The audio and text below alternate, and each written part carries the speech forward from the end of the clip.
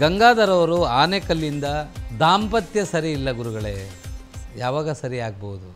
ಗಂಗಾಧರ್ ಅವರೇ, ತಾವು 6/5/1994 12 ಗಂಟೆ ಮಧ್ಯಾಹ್ನಕ್ಕೆ ಜನನಾಗಿದ್ದೀರಾ. ಉತ್ತರಾಭಾದ್ರ ನಕ್ಷತ್ರ ಮೀನರಾಶಿಯಲ್ಲಿ ಜನನಾದಂತಹ ನಿಮಗೆ ಪ್ರಸ್ತುತ ಈಗ ನಡೀತಾ ಇರುವಂಥದ್ದು ಬುಧ ಮಹಾರ್ದಶೆ ನಡೀತಾ ಇದೆ. ಬುಧ ದಶೆಯಲ್ಲಿ ರಾಹು ಭುಕ್ತಿ ನಡೀತಾ ಇದೆ. 10/3/2025 ಬುಧ ದಶೆಯಲ್ಲಿ ರಾಹುಭುಕ್ತಿ. ನೋಡಿ ಗಂಗಾಧರ್ ಅವರೇ, ಇದು ನಿಮ್ಮ ಪ್ರೇಮ ಪ್ರಕರಣವಾದಂತಹ ಜಾತಕ.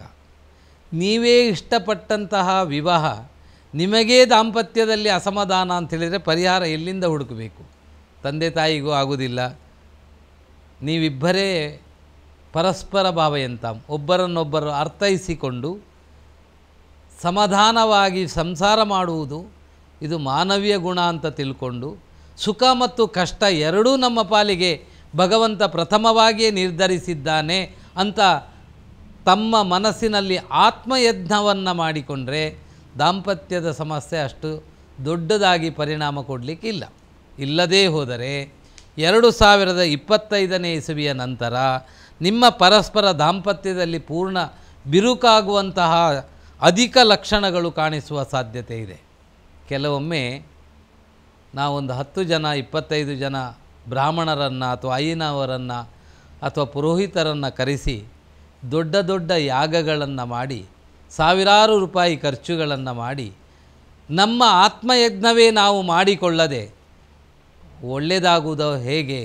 ಅದರಿಂದ ಲೌಕಿಕ ಬ್ರಾಹ್ಮಣರಿಂದ ಯಾವ ಯಜ್ಞವನ್ನು ಮಾಡಿ ಪ್ರಯೋಜನ ಇಲ್ಲ. ನೀವು ಪರಸ್ಪರ ಹೊಂದಾಣಿಕೆಗೆ ಇದಕ್ಕೆ ಪರಿಹಾರ ಅಂತ ಹೇಳ್ತಾ ಇದ್ದೇನೆ. ಉತ್ತರಾಭಾದ್ರ ನಕ್ಷತ್ರ ಮೀನರಾಶಿ, ಈಗಾಗಲೇ ನಿಮಗೆ 7 ಶನಿ ಪ್ರಾರಂಭ ಆಗಿದೆ. 7.5 ಶನಿ ನಮ್ಮನ್ನು ಪರೀಕ್ಷೆ ಮಾಡ್ತಾ ಇದ್ದಾನೆ ಅಂತ ತಿಳ್ಕೊಳ್ಳಿ. ನಾವು ಇಷ್ಟಪಟ್ಟಂತಹ ಮಡದಿಯೊಂದಿಗೆ ಪತ್ನಿಯೊಂದಿಗೆ ಯಾವುದೇ ಕಾರಣದಲ್ಲಿಯೂ ಅಭಿಪ್ರಾಯ ವ್ಯತ್ಯಾಸ ಬಾರದೇ ಇರುವ ಹಾಗೆ ನಾನು ದೀಕ್ಷಾಬದ್ಧ ಸಂಕಲ್ಪ ಮಾಡ್ತೇನೆ ಅಂತ ತಿಳ್ಕೊಂಡ್ರೆ ಒಳ್ಳೆಯ ಫಲ ಇರುತ್ತೆ. ಇಲ್ಲದಿದ್ದರೆ 25ರ ನಂತರದಲ್ಲಿ ಇನ್ನೂ ಸ್ವಲ್ಪ ಗಂಭೀರ ಅಸಮಾಧಾನದ ಯೋಗಗಳು ನಿಮ್ಮ ಜಾತಕದಲ್ಲಿದೆ ಅಂತ ಹೇಳ್ತೇನೆ. ಈಗ ಮಾಡಬೇಕಾದದ್ದು ಭಾಗ್ಯ ಸೂಕ್ತ ಪಾರಾಯಣದಿಂದ ಐಕ್ಯಮತ್ಯ ಜಪ ಮತ್ತು ಹೋಮವನ್ನು ಮಾಡುವುದು ಒಳ್ಳೆಯದು. ನಿಮ್ಮ ಕುಲದೇವರ ಕ್ಷೇತ್ರದಲ್ಲಿ ದೇವರಿಗೆ ಯಾವುದಾದ್ರೂ ವಿಶೇಷವಾದಂತಹ ದುರ್ಗಾ ನಮಸ್ಕಾರ ಪೂಜೆಯನ್ನು ಮಾಡಿ, ರಾಹುಭುಕ್ತಿಗೆ ಕುಕ್ಕೆ ಸುಬ್ರಹ್ಮಣ್ಯ ಕ್ಷೇತ್ರದಲ್ಲಿ ನಾಗಶಾಂತಿಯನ್ನು ಮಾಡಿ. ನಮಸ್ಕಾರ. ದೇವರು ಒಳ್ಳೇದು ಮಾಡಲಿ.